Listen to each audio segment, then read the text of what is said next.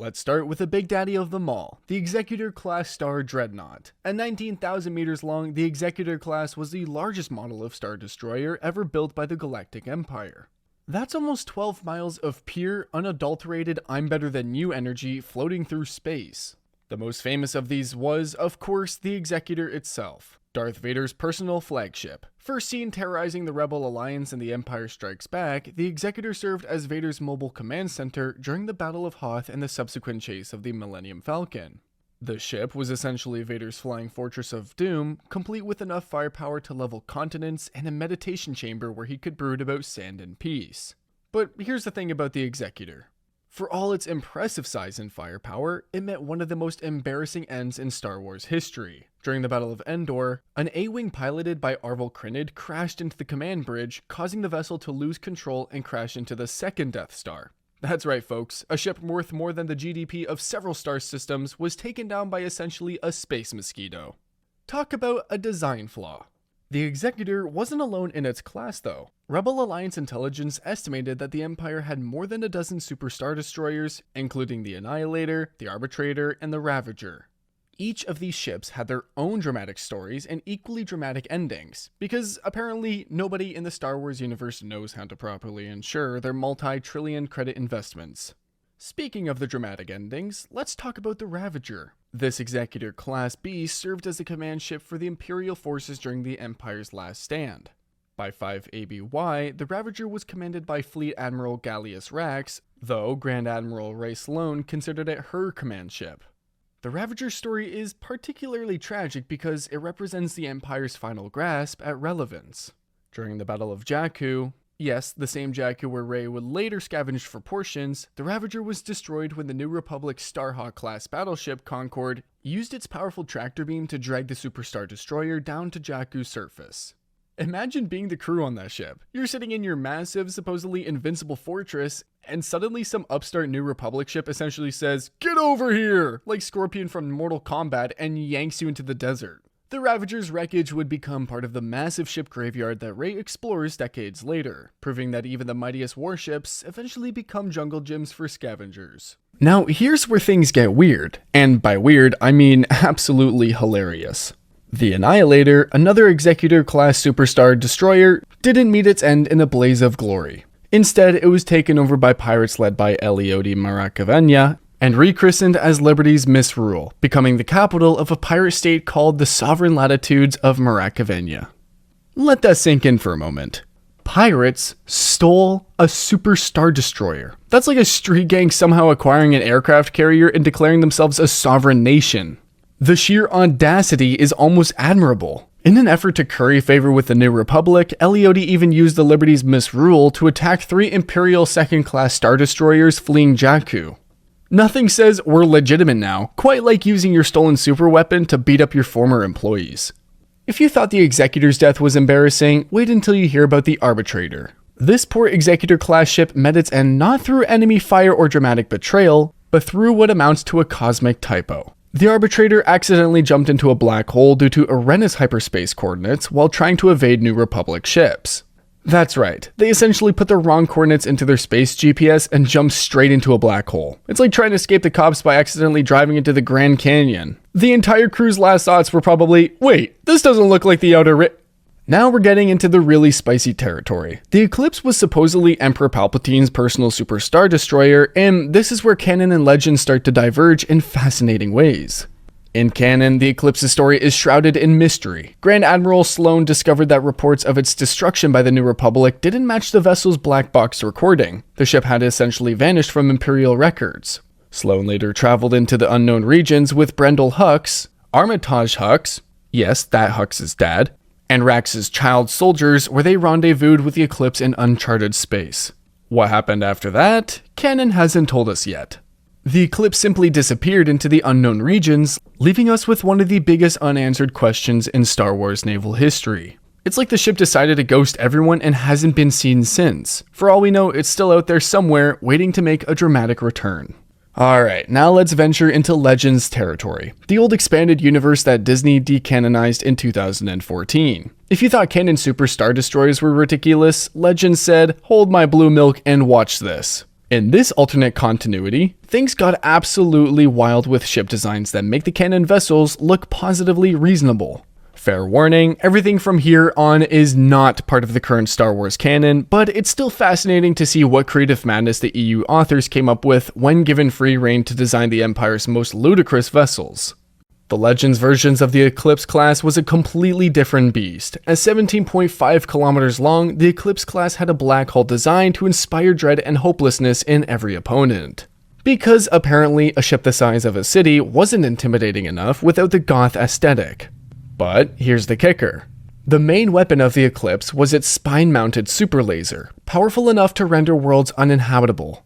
Not destroy them completely like the Death Star, mind you, just make them really, really unpleasant to live on. It's like the Empire discovered the concept of salting the Earth and decided to apply it on a planetary scale.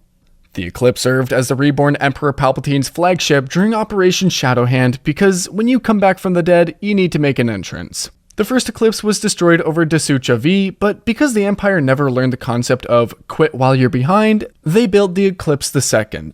The Eclipse II was essentially the Empire doubling down on a bad idea.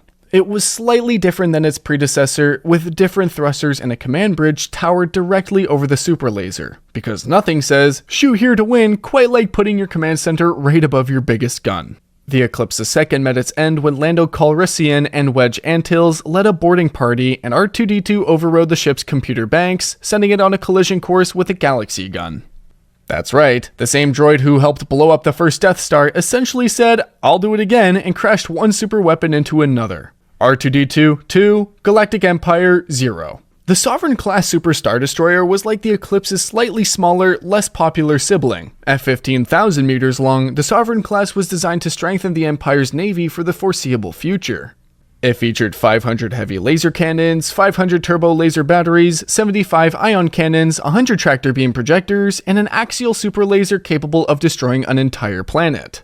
Despite being slightly smaller than the Eclipse class, the Empire anticipated that the Sovereign class would come into service first. Ships planned in this class included the Sovereign itself, along with the cheerfully named Autarch, Despo, and Heresiarch. Because nothing says, we're the good guys, quite like naming your ships after various forms of tyrannical rule. None of the 4 initial ships survived the fall of the resurrected Palpatine, and all were destroyed before completion. It's almost like building planet-killing superweapons during a galactic civil war isn't the best allocation of resources. Who would have thought?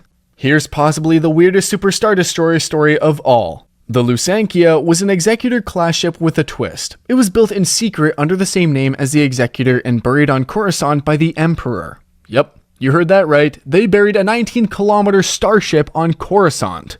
That's not hiding a toy from your sibling, that's hiding an entire city. The ship was equipped with an unorthodox repulsor lift bed, enabling it to lift off the surface of the planet. Imagine being a Coruscant resident, going about your day, when suddenly the ground starts shaking and a Super Star Destroyer emerges from beneath the city like some kind of mechanical Godzilla. Surprise! Your planet had a secret boss phase.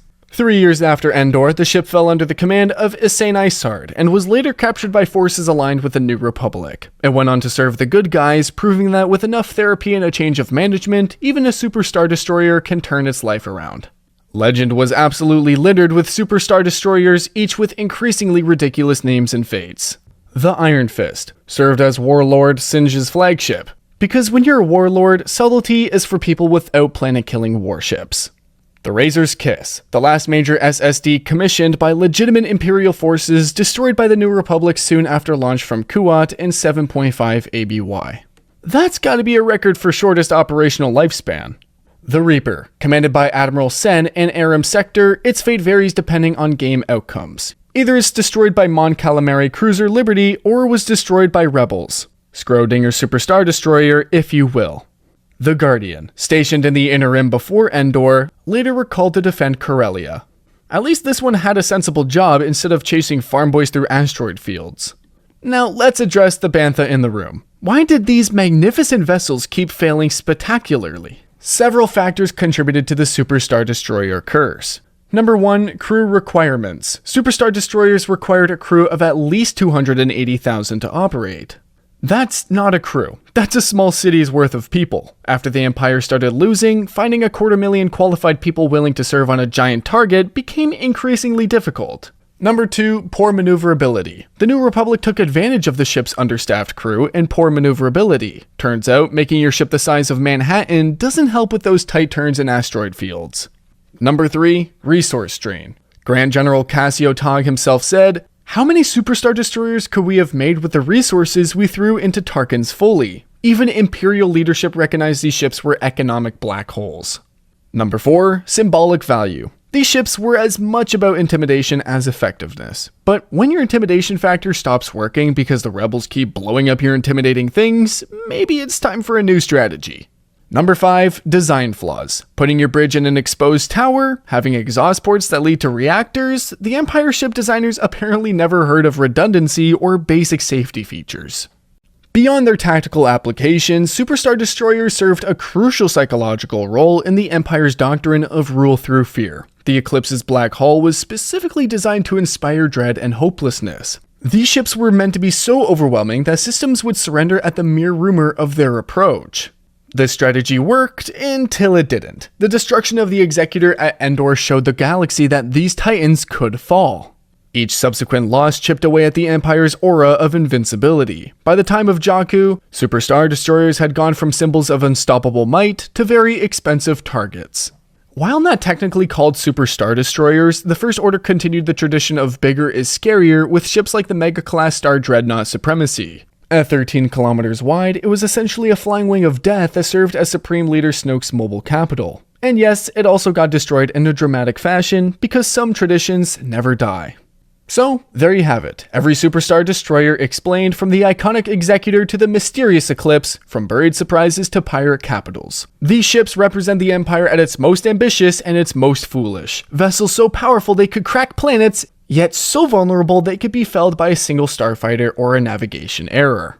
The story of superstar destroyers is really the story of the Empire itself. Impressive, terrifying, but ultimately unsustainable. They poured untold resources into these behemoths, yet each one met an ignoble end. It's almost like building increasingly large weapons of terror isn't a substitute for good governance and public support. Who knew?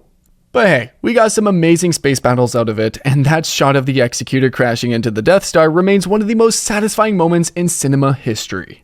These ships may have been impractical, expensive, and strategically questionable, but damn if they didn't look cool doing it. What's your favorite superstar destroyer moment? Drop a comment below, smash that subscribe button harder than an A-wing hitting a bridge, and remember, no matter how big your space triangle is, there's always a bigger fish. Or in this case, a smaller fish with better tactics and plot armor. May the Force be with you, and may your hyperspace calculations always be accurate.